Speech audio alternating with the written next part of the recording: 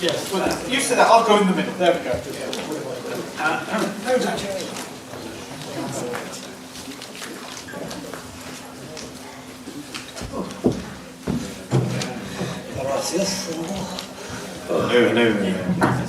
Hello everybody.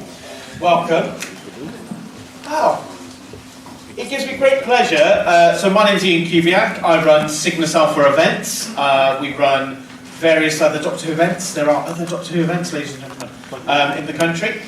And every year I bring sponsored guests, and this year I brought the lovely Matt Irvine, who's brought the original screen-used K9, and the equally wonderful David Gooderson. So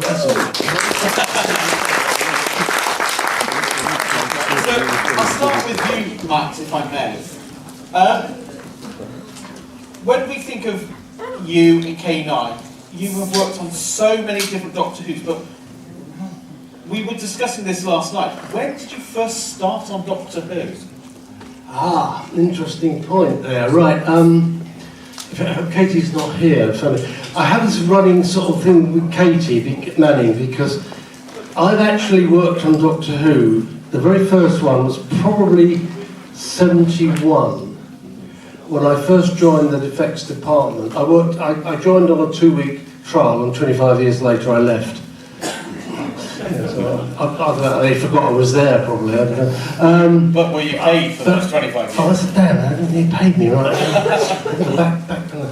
Anyway, I worked with the lovely late, much remembered Ian Scoons. Very, very clever designer. I learned a lot from him. Although Ian will be the first wonderful designer. He would do storyboards in full colour, like Bruce. None of this sort of scribbling like I would do with pencil, just a bit black and white or whatever, full colour, whatever. But he'd be the first one that he was actually no good at electronics. And I've been working for the Open University, but it had an effects department, fun enough. They were building mathematical models. You know, you learn a heck of a lot about nothing, actually, on the working for OU, but it's very good training. Anyway, I came down, Jack Kine, created the department with Bernard Wilkie, both long dead now, unfortunately. Brought me down, and the first job I did was in the public theatre in the television centre, when it was television centre. Area squeezed between TCs 4 and 5. Nobody knew it was there unless you knew it was there. But he was filming. I knew it was Doctor Who because it was a TARDIS. You know, it was like that with Dixon or Doc Green, and it wasn't that. As far as I went, Dixon and Doc Green never threw a TARDIS off a cliff, a police box off a cliff. But anyway, we had to get the light to flash fast. We were filming fast, so you could slow it down. So I had to get it. So I did that for it. Now it wasn't long afterwards. I found out it was Curse of Perlin, I think. Correct. I have to ask all the experts. I never know. I only work on it. I don't know anything about it. Now that was 71. Now I've most recently worked on Who on some of the DVDs for the VAMs, the value-added materials. You all buy you don't buy it for the program. You buy it for all the extras on it. I worked on that. Now that is. Well, doing that 71 through to last year, that's a long time. Now, Katie was that same van. I don't think she worked earlier than 71, because so I may have got one, but I think William Russell, obviously, because he worked the very first ones, and was in, unfortunately he's gone now, but he was on the last Jodie story. Yeah, last Jodie story, so that was probably even longer. I suppose there's about 10 of us who've done that straight. I'm not saying we did it every single 24/7 all the way through, but from actually when we first worked through it to most recently, yeah, I'm up there in the top 10. Yeah. It's the gift that keeps on giving. Sort of. Sort of, yes. There's going to be a pause there. Yes. And David, on the subject of visual effects, obviously playing Davros, you know, there you were in the chariot, as it's affectionately called, and the mask.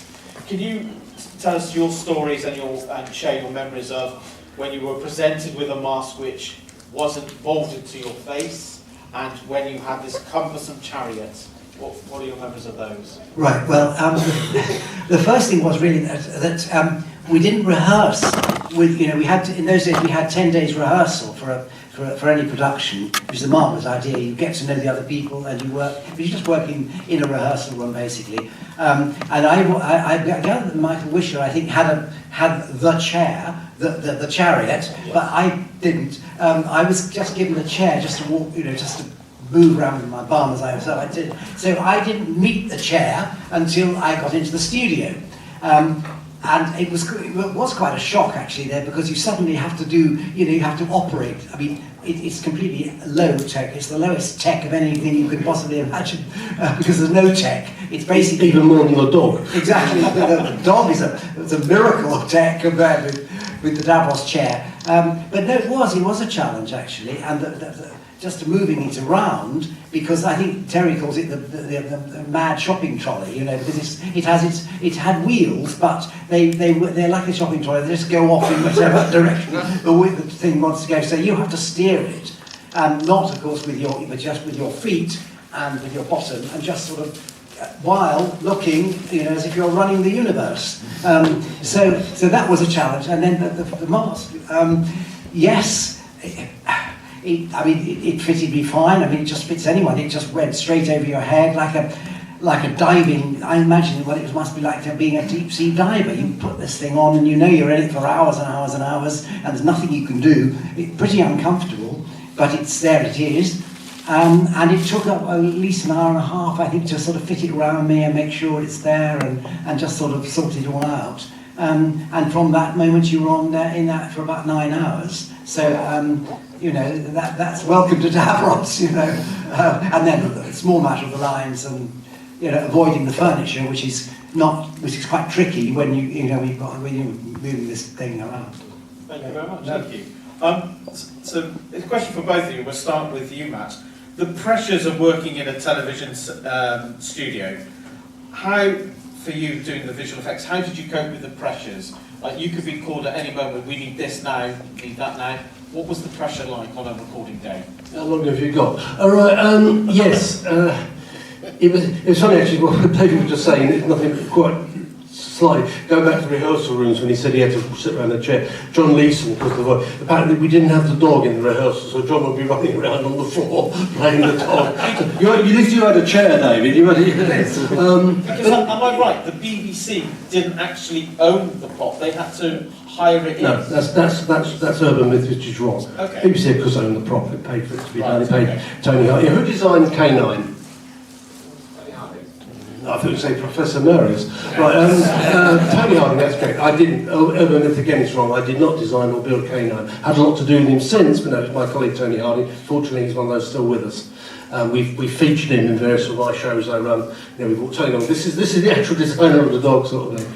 But no, I mean, it was why that came about was because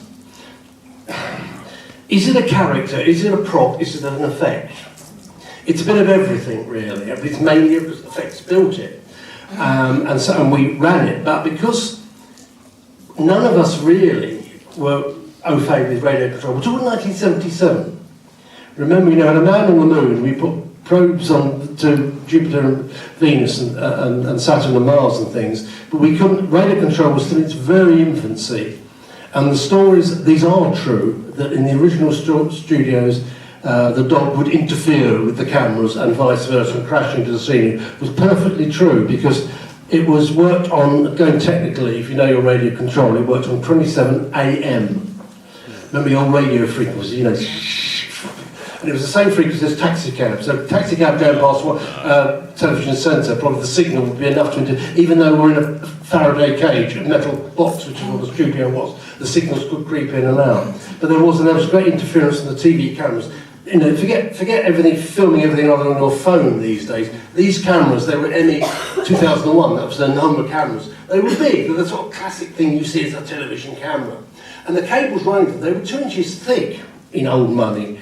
And the amount of radiation coming off them, and you've got the radio control signal, and on a bigger long aerial, yes, they all interfere with one another. So, the dog got in front of the camera monitor goes, and if the camera got in front of the dog will crash into the scenery. That was all actually true.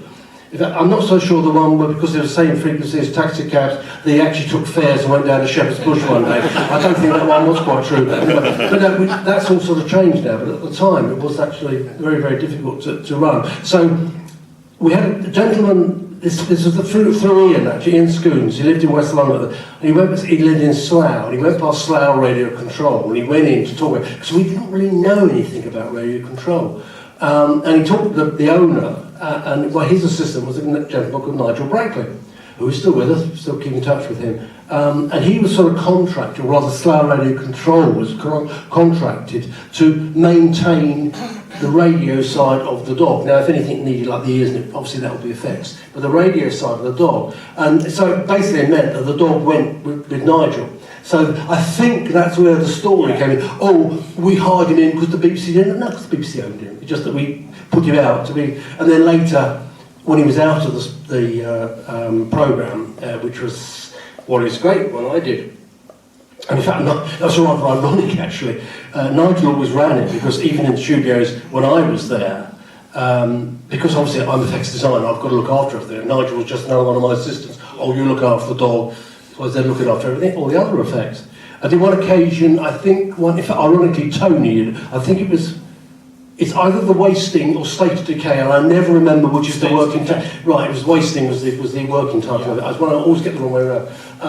I did run him on that one because Nigel wasn't available. But on Warriors Gate, which is the last time he was going to appear in Doctor Who at that point, Nigel broke his ankle, or broke his ankle. I didn't do it for him. So I ran the dog, ironically. I said, sorry, I might just as well run the dog. So I ran the dog on the last time, which was Warriors Gate, which is my favourite Doctor Who anyway.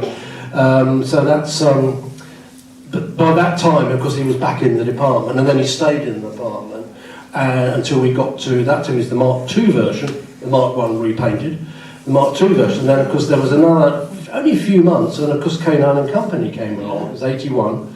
He went out of it in 81, came back in 81, but it's the Mark III. Now that's where my design bit comes in. The colour he is now, oh, it's been since 81, this vaguely odd metallic blue over brown, that's what I did. And I added the 3 handles, that again was my thing, on him. So in that way, I suppose, yes, I designed the Mark III colours, but no, the actual shape is Tony. But then from there on, he basically stayed in the department. So basically, that's a short story. well, I was going to say, K9 is a bit like Trigger's broom in Only Fools and Horses then. No. He would still say he, John's voice on it.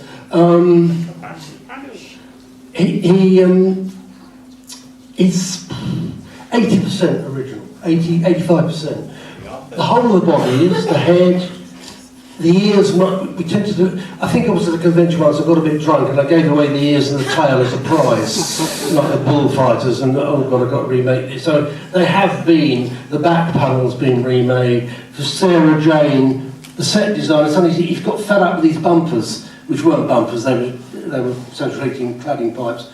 So then, in fact, well, he's not here, I'll tell the story. Right, he said, I've got my guy to make these rubber, they were solid rubber bumpers. So when he bumps, bumpers. I knew it wasn't going to work, because you try and, these silicone rubber, you try and bolt it through, the bolt just pulls straight through the rubber.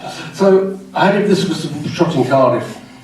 When I brought him back home to my workshop, I thought, this is not going to work. I'd got one each. If you look, obviously, the front and the back are the same, the 2 sides are the same wood. So what I basically did, I made up matching ones in wood. I never told the set designer, because I think today he assumes they're the rubber ones, they're just wood. If they get scuffed, to repaint them a bit.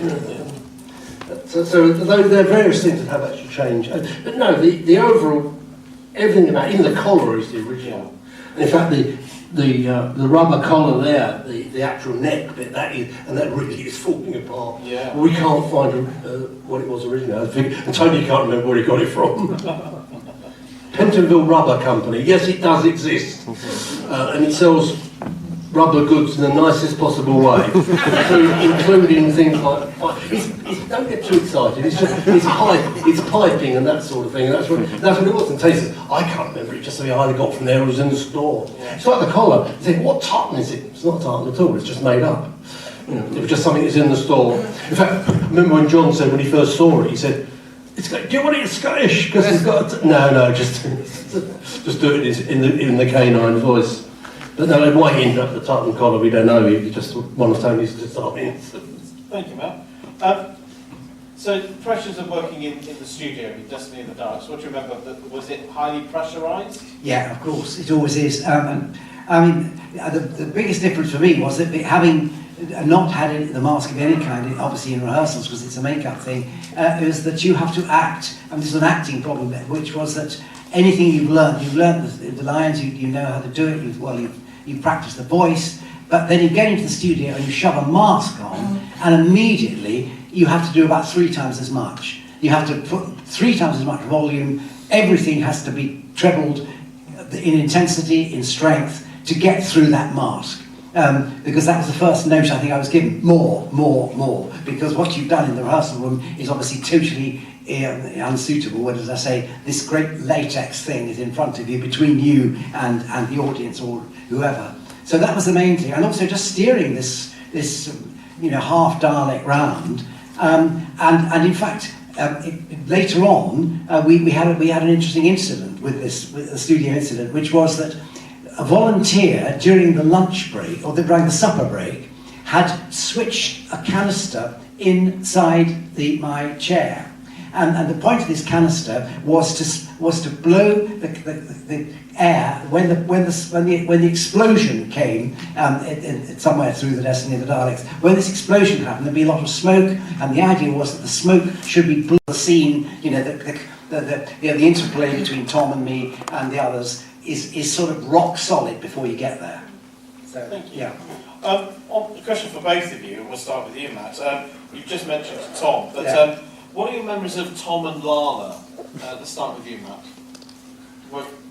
What was it like on set, shall we say? Well, professionally, very professional, but I'm not quite sure how deep you want me to go into this. As deep as you would like. No, possibly. No, it was, I mean, they both professional actors got on with the job, basically, whatever their domestic situation. I should leave it there, I think. I should jump. So, do you want to tell a story about the Dalek toys and then the canines? Because it affects, actually, both David being here as Davros and the dog. Who remembers the Daypole toys? Yeah. Right, fine. I think the company's still going. But anyway. They meant Model World. Well, they took on all the Airfix stuff, actually, which is a bit stupid, because Airfix was bought by Hornby. What does Hornby make? Model railways. Oh, we've got you all right now, it's gone to Daypole, and then that's another story. But anyway, me and Mike Tucker, we went to the London Toy Fair. I mean, going back many, many years now. And Daypole had just started, and they were producing the first figures of Doctor Who, when, the Americans are always doing it with Star Trek and Star Wars and whatever. With the Doctor Who ones, we did do it actually, but nothing like as much. It is far more now, but then it was quite new, and these were, new. So anyway, we saw these 3 items being presented for display, these prototypes, right? There was a TARDIS, there was a Davros, and there was a K9, right? The TARDIS had 5 sides.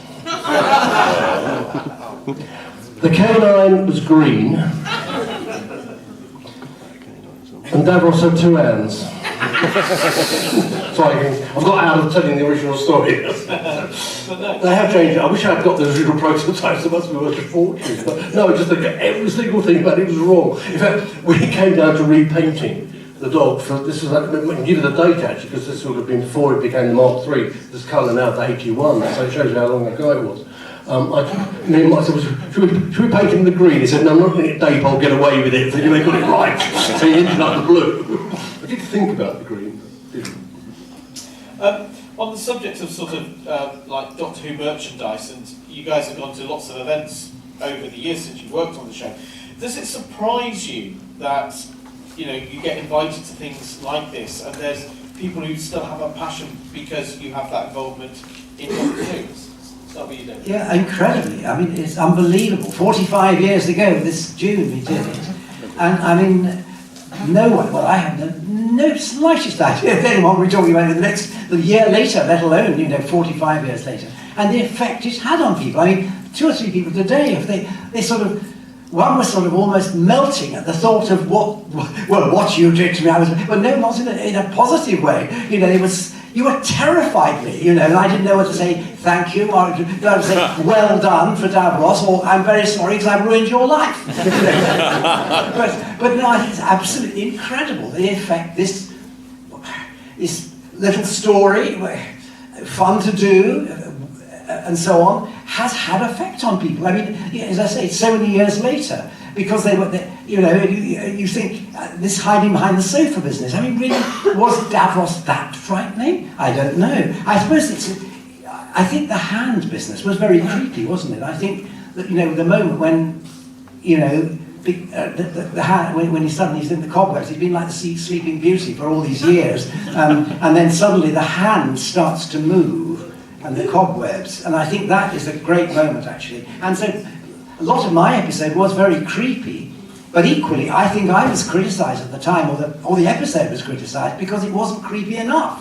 You know, there was jokiness in it, which was thanks to Douglas Adams, and the new Graham Williams, I don't know, and Tom, and so on.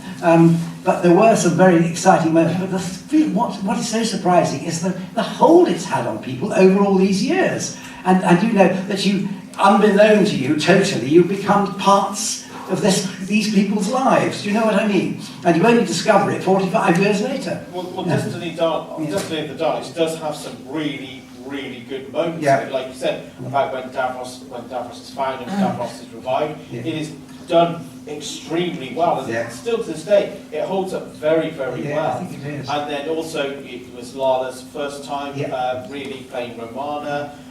You know, yes, there were some jokey elements, but Tom was at the height of his power as the Doctor there. Yes. But it is a really, really good story. Yes. Now, he changed. I mean, I was looking at the script the other week. I think someone asked me a question. Was it? But what Terry Nation wrote, Tom's changed the lines, but he made it much better. Because I think because the lovely line of "shut up or I'll switch you off," which is a great line. I think it was written like, "do be quiet or I'll turn you down," or something like this.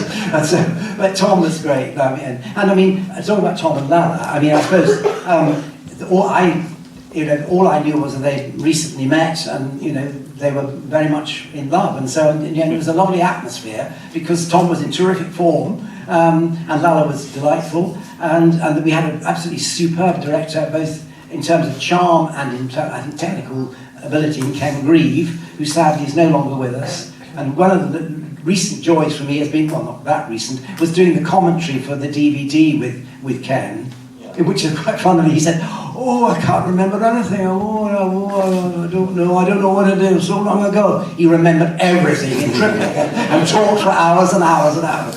So that was brilliant. No. So Matt, my question was, does it surprise you being asked to come to events like this to talk about your involvement in Doctor Who? Well, I suppose the easy answer is yes, but I suppose over the number of years we've done it, no, because it's obvious that programmes like Who, and of course it's not the only one, I know we're here on Who, but as far as the BBC is concerned, Blake and Hitchhikers and Red Dwarf and whatever, that they have received this cult status, and people, even if they weren't born when the programme went out, they've got an interest in it. And one of the better sides of the internet, because there are a lot of bad sides, and social media, is the fact you can spread this all around. We were talking earlier, something slightly different, but I mean Robot Wars, which I was one of the co-creators of the British edition of it, and then ended up as one of the judges. The dog has got a Robot Wars speed controller in him. I had 4QD built especially. If two robots thumping together can stand up the speed controller, it can stand up the dog crashing into the scenery, so yeah, that's fine.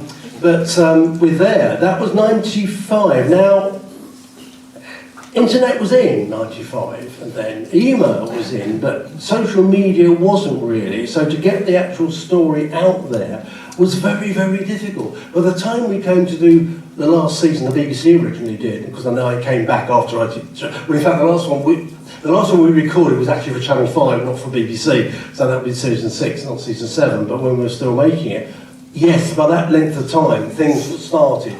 A lot of social media, I mean, Facebook didn't start till 2010, I think it was, but it was before that, but other things people could get, so people got more and more let know what was going on. But earlier than that, it wasn't. It was word of mouth, or people, frankly, phoning people up or meeting them in the pub or something like that, which probably still happens if everybody's still got a phone. That's a landline phone. But no, I'm not. Get to my age, no, it's not surprising anymore. Nothing surprises me, I don't think. So, how did you come to be looking after K9? So, because you look after him? Well, take him for walks? He goes by himself sometimes. I find him down the pub, I don't know where he's gone. Having a nice drink of Castrol GTX, nice pint of.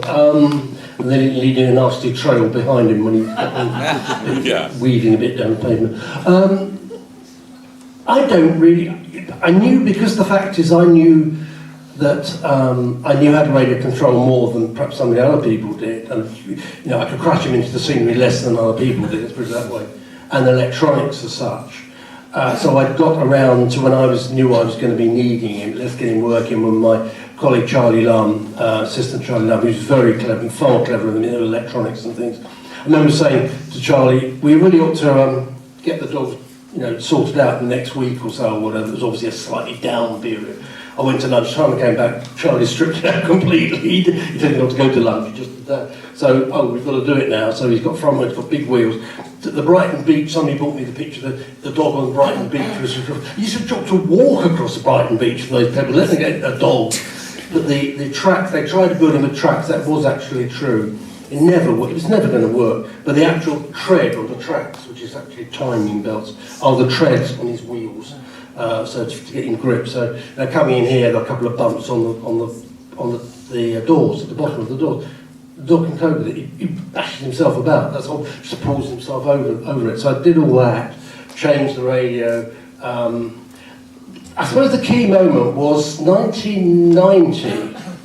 So from 81, that's nearly a decade. And I was doing some schools program. I was doing a program called Search Out Science. And the producer there, I won't say her name, but anyway, she came, Mike was my assistant at the time, and we went along to a meeting. She said, I want to get a Dalek to present this, but it's going to be a funny Dalek with a paper hat and a blow tickler.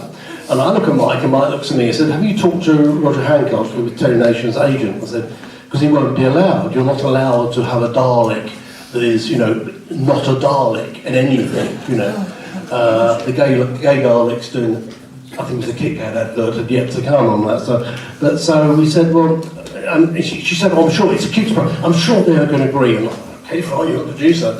2 days later, got a phone call, no, not the email, phone call. Oh, you're quite right, they won't let us do it. I told you so. And by that time, me and Mike worked out this plan. We said, but how about using K9? Now, he's the cleverest dog in the universe. We know John, I'm sure John will do the voice. And she said, oh, it's fine, that's lovely. Then I realised I was hosted by my own dog because we didn't know where the dog was. He'd been to America. See, he does go by himself, probably got on a plane and flew over by himself, got through customs and immigration. But he'd been on this tour around the state for 3 years or so, on the original, I'll say the original Whooverville, the secondary Whooverville by that point, after the Pertwee one. More on that later if you want to hear more about that, because it's working again.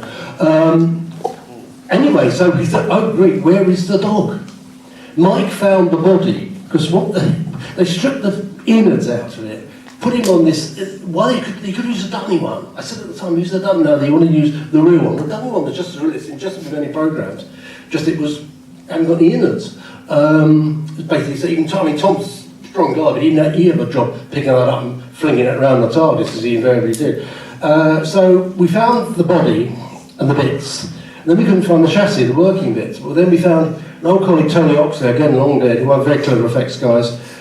He'd obviously done the work for, would have been Enterprises still at that point, not studios, and it was in his loft. And his widow said, "Oh, it's okay, come and get it." So it's a bit like $6 million dog. We can rebuild him, and we did. We rebuilt him. We used him to search out science and things, and I think he just stayed in my workshop. I think, well, where am I going to put him? I can't put him back in the department because people would say, "Oh, those here, they'll be useful." All that back panel, it would have been stripped down. It happened to so many things. Yeah. I just left him there, and sort of just left him, and then he got. The next one was another decade, so it goes in decades. Stop me if you've heard this. 1999, I got phoned up by an ex-BBC prop buyer. I'm doing this programme for Channel 4 called Queer as Folk. That ripple ran around the audience. I won't tell you what it was originally called because the Radio Times wouldn't have printed it. They probably would do these days, but they were at that time. Anyway, and it was being produced and directed by a certain person called Russell T Davies. And the prop buyer said, did I know where one of the K9s were? thinking, he assumed we had more than one. I said, well, there's only one, he's sitting in my workshop. Well, can we borrow him? Well, it's Channel 4, as long as you get it cleared with the BBC, fine, I'm available for hire. So, yes, it was cleared, and I went up to Manchester, and it was used in the programme. Russell he admits he expected a lookalike, one of his distant cousins, to turn up. And he was highly delighted that I was there and the real dog was there. But because it meant, this was 1999, it meant in 2004, when he started, what was his funny programme? Oh, Doctor Who, that's right. It took Russell 3 years to get Doctor Who made again. The BBC owns it. It's not he was trying to sell a new programme to them. When it only came out, he knew the dog existed, and it was unavailable. So when he got written in, it was available. He just got to think, can we use it? We had the Rusty one by then, which Mike made for school reunion, but and then into Sarah Jane. So that's the sort of very brief version. I must write a book about this. Yeah, well, perhaps we haven't talked about it, so perhaps I should do it. Yeah, but anyway, just think which bits I'm going to have to leave out. So it's still hard. So that's basically it. And so these days, technically Mike owns it because he bought the department assets of the department. None of them are listed. So. I look after him and said, if you want to see him during the week, during the day, go to the Milton Keynes National Film and Sci-Fi Museum in Milton Keynes Centre, because I loan him out there and a lot of other bits and pieces. So he's on display? Yeah, because I was in the department, only gets under my feet and wants to be taken for a walk and things. So I think Jason deal with him going, and I had to pick him up Thursday and he'd be back in trying to lift him onto the trolley and things. He's supposed to be clever, I've got to put him on a trolley to move him around. It's a bit like Daleks and Davros, they're very clever, No, you could put me. First time I only worked with the Daleks once as an assistant. Most of my time was spent with big blocks of botball, putting them down and fixing them together, so the Daleks glides over them, and the camera just above them, so you couldn't see it was a bit of board. How they took over the world, I've got no idea. Before we go to questions from the audience, I just want to take a sidestep away from Doctor Who, because our guests have worked on many other other productions, but I want to ask you, David, about A Touch of Frost. Right. Do we all know that David was in A Touch of Frost as quite a regular character? Can you tell us about your memories of working with David Jason on A Touch of Frost? Yes. They're, again, very pressurised days. We didn't have the luxury of the 10 days rehearsals that had for Doctor Who, because times had changed by 1992. So we just had a read through one day, and we had a week's rehearsal where it wasn't really rehearsal, where we'd go through the whole script with the actors in each scene, and David, of course, and the director, and we just sort out the script so that we all knew what we were doing when we got to shoot it, but no rehearsing then. It wasn't a rehearsal, it was a sort of script conference went on for a week. And David, I knew David because I'd been in a comedy series with David in 1971 called, I don't know if anybody remembers this one, it was called The Next Programme Follows Almost Immediately. I don't know if anyone remembers that. It was on radio, it was on BBC, light programme, Radio 4, I suppose it was, Radio 2. And it was a comedy series with David Jason and I was the five of us, and we were two, and also with Denise Coffey and Bill Wallace and Jonathan Cecil. We are talking the dark ages here. Anyway, so David and I know David, knew David from that, and we got on very well, and he's a very courteous man, very professional man.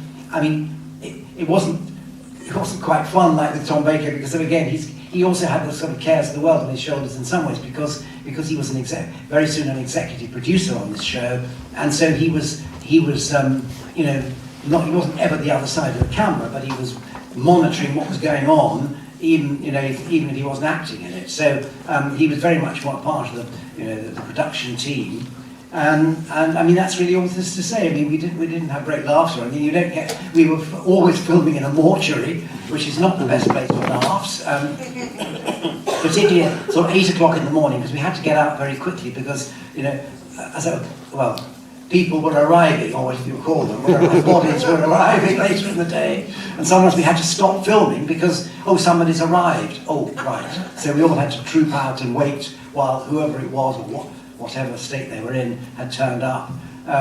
So it wasn't it wasn't a jolly time, but I mean, he's always a jolly man, and you know, we got on well, and he would always say to me, Dave, what are you up to? You know, what have you been up to? You know, because I mean, I've done several dozen things. While in the years I was working on Touch of Frost, I did numerous other plays, I'd written plays, all sorts of stuff was going on in my life. So we'd all say, hey, what are you doing now then? What have you just been doing? You know. So we had the chat, and I gave him a brief synopsis of what I'd been up to since we last met on the last episode. Great time. As I say, a superb professional.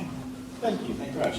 Matt. Sorry, David Jason, he's always Granville, sorry. I know he did more Frost, but he's always Granville. Oh, Granville, yes.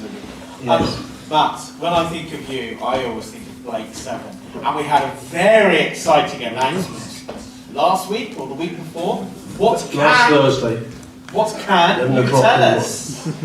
At 11 o'clock a.m., except Amazon beat it by now, it was announced officially by BBC Studios, i.e. what was Worldwide and what was Enterprises, that the Blu-ray version of Blake Series 1 is available for pre-ordering.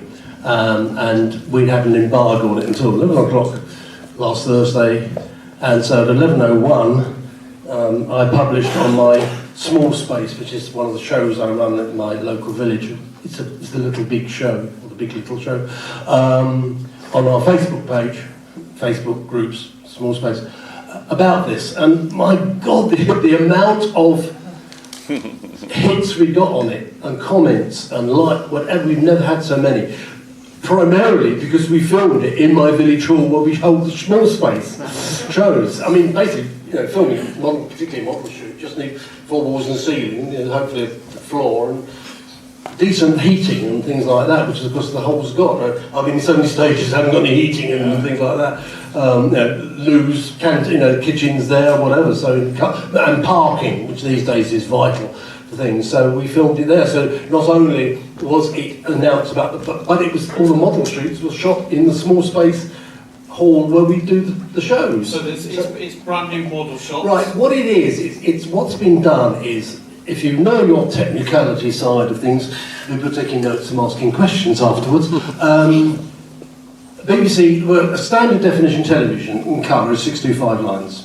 It's not quite that, but it's called 625 lines. And that one. But if you get to HD, high definition, which has never actually been defined, but it's above 625, it's in the 1020, 1040, 1080, it's in that range. We're not talking 2K, that's 2000, 4K, 4K, whatever. But this is about 1,000 lines, whatever. Now, if you've got standard television, 65, you can't do anything with it, it's 65. Film, yes, film is already 2K. 16mm is 2K, 35mm is 4K already. So as long as you've got the film, this is why the first Pertwee story, which was all film, could go immediately to Blu-ray, because the quality was already there. Have more of a problem, they've got to be, it's called, they get the Blu-ray version because all the VAMs, the value-added materials, are in HD, they've all been shot in HD, whereas the program which you buy it for isn't, it's still in standard. But clever clubs, they can now upgrade standard definition 65 to HD. So they can now produce the Blake, and in fact the other Who's as well, that were shot that standard in Blu-ray.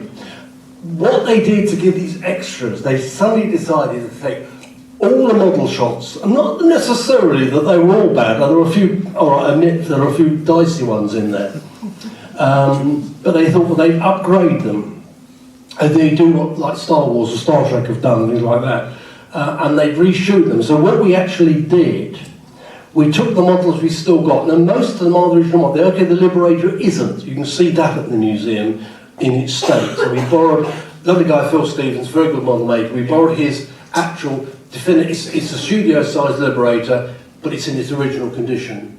And in fact, there's space station as well he did. But things like the ship is original, the weapon ship, the bullet craft, we never really had a name for it, it's the white ship. It's the same craft that Carrier arrived in green. I painted it white like a sports, like a TR7, it was sort of thing.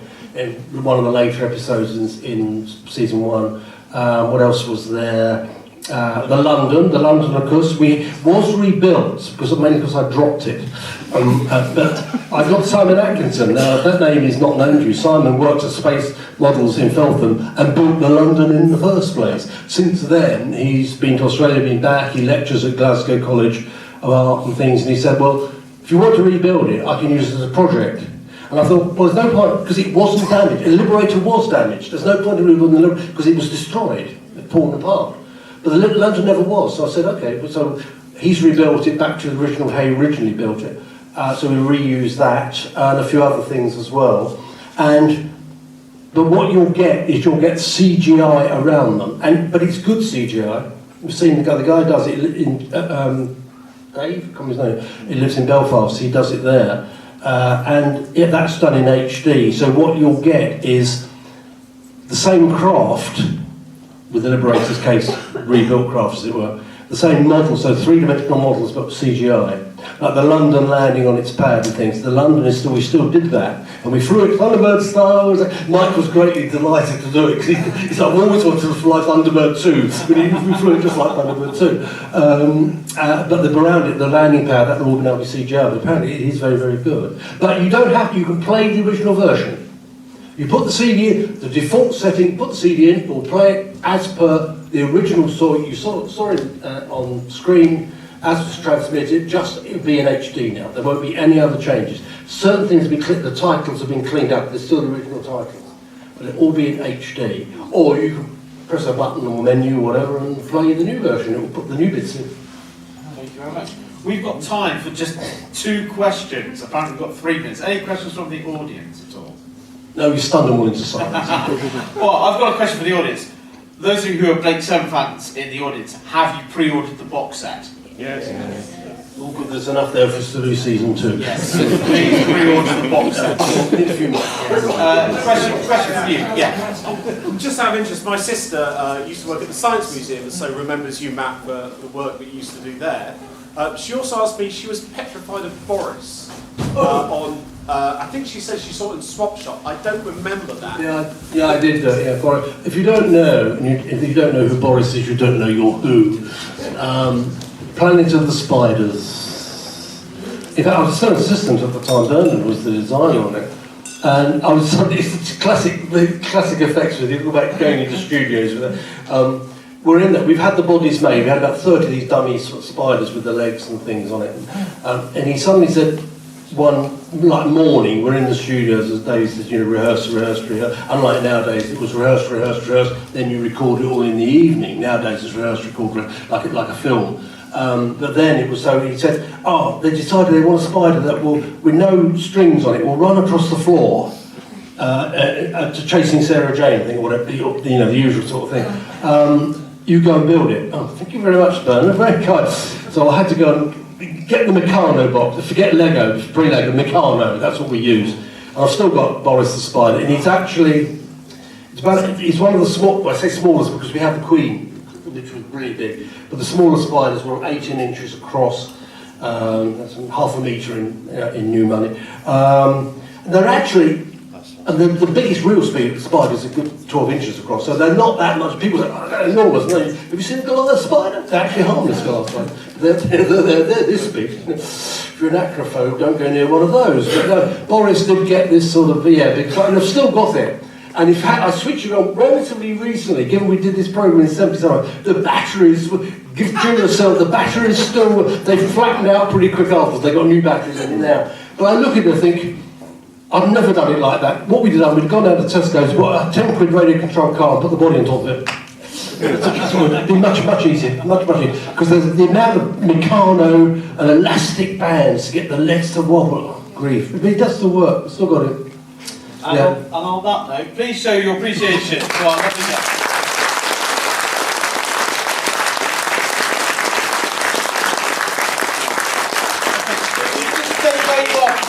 We're going to take K9 out. We do actually have a bit of, believe it or not, fishing wire, but we'll save that gag for another time. Switch your phone off when you go into the studio. I've got to switch it off or something. No worries. Thank you very much, everybody. Thank you.